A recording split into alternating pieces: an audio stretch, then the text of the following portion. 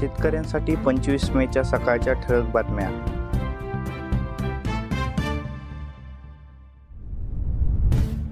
Bogus बियाणे विक्रेत्यांची थेट तुरुंगात रवानगी करा. मुख्यमंत्र्यांचा आदेश. मराठवाड्यातील टंचाईचा घेतला आढावा. मागील हंगामात मराठवाड्यात बियाणे व खतांबाबत अनेक तक्रारी आल्या होत्या. यावर्षी असा प्रकार घडणार नाही यासाठी दक्षता पथक तयार केले आहे. पुढील 4 दिवस 6 जिल्ह्यात उष्णतेची लाट. राज्यात गेल्या 8 ते 10 दिवसांपासून दुपारपर्यंत कडक ऊन आणि दुपारनंतर अवकाळी पाऊस हजेरी लावत आहे. राज्यात रविवारपर्यंत अशी स्थिती कायम राहण्याचा अंदाज हवामान विभागाने वर्तविला. उष्णतेच्या लाटेमुळे भाजीपाला डाळी 40% महागल्या. भाजीपाल्याच्या किमती वाढल्याने महागाईचा होईल परिणाम. सोयाबीन पिकाचा खर्च वजा जाता शेतकऱ्यांच्या हाती बाकी शून्यच. भाववाढीच्या आशेने 40% शेतकऱ्यांनी घरातच साठवले.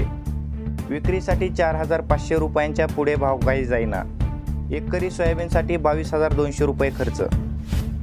यंदा सोयाबीन उत्पादक शेतकऱ्यांसाठी खुशखबर असून महाराष्ट्र राज्य बियाणे महामंडळाकडून महाबीज देण्यात येणाऱ्या बियाण्याचे दर प्रति किलो 25 रुपयांनी कमी केले आहे. यंदा 450 हेक्टरवर बीज उत्पादन घेणार शेतकरी.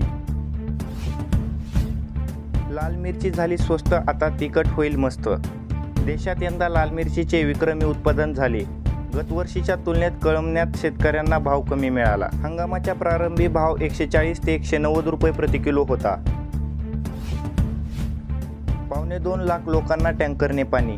जत तालुक्यातील स्थिती. भूजल पातळी 3 मीटरने घटली. बारामती कृषी उत्पन्न बाजार समिती इनाम प्रणालीत राज्यात प्रथम. राज्यातील 305 बाजार समित्यांचा सहभाग. भुईमुगाला गतवर्षीच्या तुलनेत भाव कमी. शेतकऱ्यांना फटका. यंदा 5,500 रुपये प्रति क्विंटल भाव. 1,000 रुपयांनी तफावत. अधिक मातीमुळे वजनातही केली जाते कपात. उन्हाळी भुईमुगाचे शेंगा काढणीला सुरुवात झाली आहे. यावर्षीच्या भुईमुगाला उताराही घटला आहे. तर 15 दिवसात 1,000 क्विंटलची आवक. दुधाला प्रति लिटर 5 रुपये अनुदान कधी मिळणार म्हणून शेतकऱ्यांनी रस्त्यावर दूध ओतून व्यक्त केला संताप. विदर्भात उष्णतेची लाट आली असून गेल्या 3 दिवसांपासून कमाल तापमान सातत्याने वाढ होत आहे. अकोला शहरात गुरुवारी सर्वाधिक 45 अंश सेल्सिअस तर किमान तापमान देखील 30 अंश सेल्सिअस नोंदवण्यात आले.